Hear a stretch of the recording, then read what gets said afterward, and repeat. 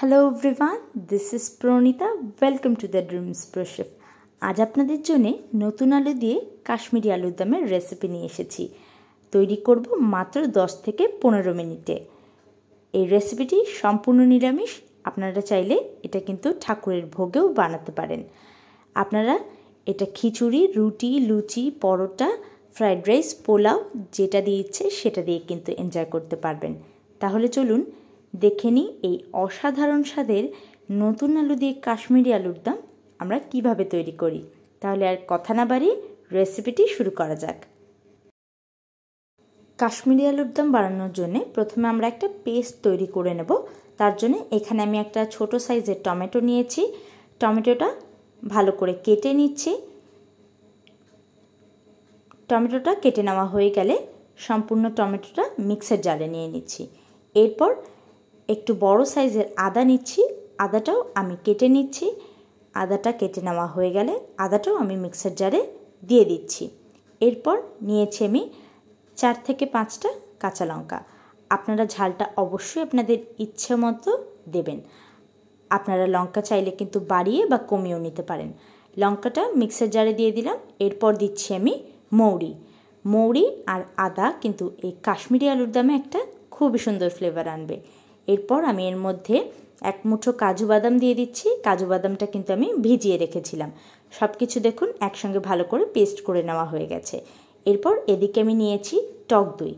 এর মধ্যে দিচ্ছি কাশ্মীরি লঙ্কা গুঁড়ো আর চিনি দিয়ে টক দইটা কিন্তু ভালো করে ফেটিয়ে নিতে হবে। টক দই ভালো করে ফেটিয়ে নিলে কিন্তু টক দই রান্নায় দিলে আর ফেটে যাবে না। এইদিকে আমি নিয়েছি নতুন আলু 1 কেজি। আলুটাকে কিন্তু আমি আগে থেকেই সেদ্ধ করে রেখেছি আর 30 মিনিট ফ্রিজেও রেখে দিয়েছিলাম। এরপর এই আলুগুলোকে আমি একে একে ছাড়িয়ে নিচ্ছি।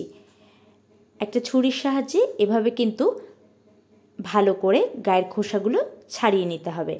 নতুন আলুর খোসা যেহেতু খুবই পাতলা হয়, তাই এই আলুর দম কিন্তু আগে আলুগুলো সেদ্ধ করে তারপরে খোসা ছাড়ালেই কিন্তু সবচেয়ে ভালো হবে। দেখুন আমার সমস্ত আলুই কিন্তু ছাড়িয়ে নেওয়া হয়ে গেছে।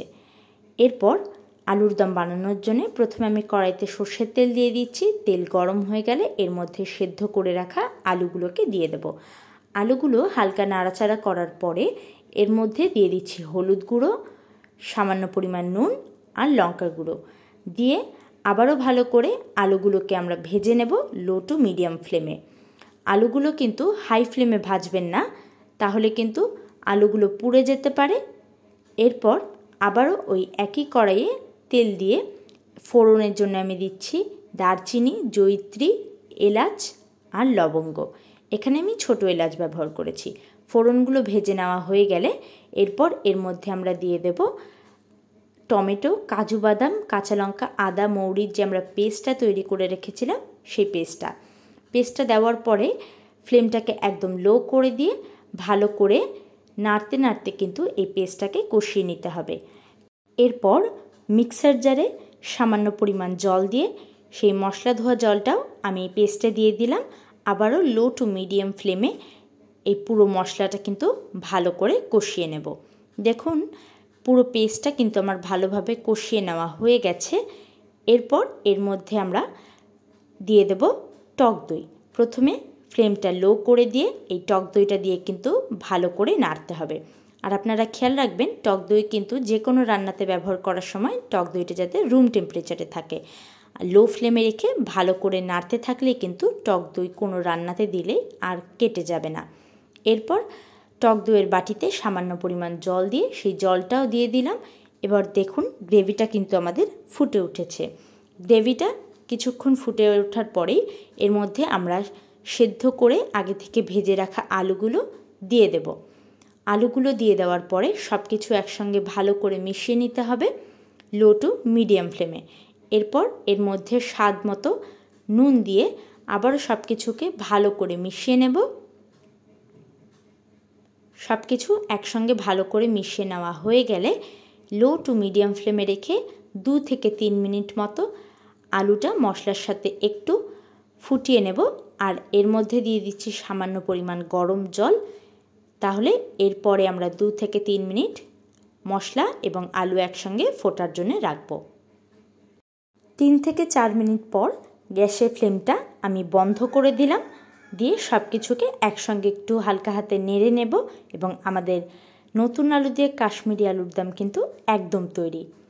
আজকের রেসিপিটি কেমন লাগলো আমাকে কমেন্টে জানাতে কিন্তু ভুলবেন না। আর এই কাশ্মীরি আলুর দম রাতের ডিনার হোক কিংবা সকালের ব্রেকফাস্ট দুটোতেই কিন্তু একদম জমে যাবে। সাথে রুটি হোক কি পরোটা কিংবা লুচি, যেটা দিয়েই খুশি সেটা দিয়ে খেতে পারেন এবং এর স্বাদ হবে অসাধারণ।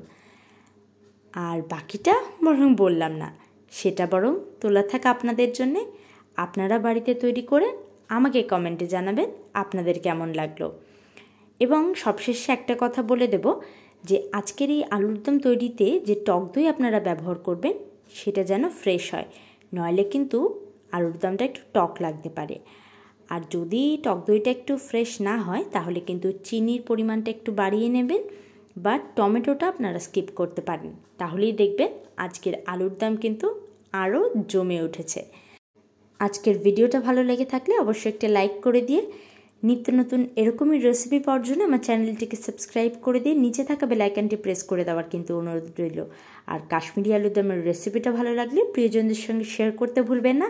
আর বাড়িতে বানিয়ে কিন্তু আমাকে অবশ্যই কমেন্টে জানাবেন আপনাদের এক্সপিরিয়েন্সটা কেমন রইল। আর কারা কারা প্রথমবার খেলেন সেটাও কিন্তু আমাকে জানাতে পারেন। তাহলে আজকের মতো এখানেই রইল, ফিরে আসবো আবার কোনো নতুন ভিডিওর সাথে। কাটানো বছরের স্মৃতি আঁকড়ে ধরে আমরা সকলে পা দিতে চলেছি এক নতুন বছরে। নতুন বছর সকলের শুভ হোক এবং নতুন বছর সকলেই খুব আনন্দ করে কাটান। এবং বছরের এই শেষ দিনে কাদের কি প্ল্যান সেটাও কিন্তু আমাকে কমেন্টে জানাতে পারেন। তাহলে সকলেই খুব ভালো করে নতুন বছরকে স্বাগত জানান। ভিডিওটার শেষ অবধি দেখার জন্য অনেক অনেক ধন্যবাদ। আজকের মতো কিন্তু সকলকে টাটা।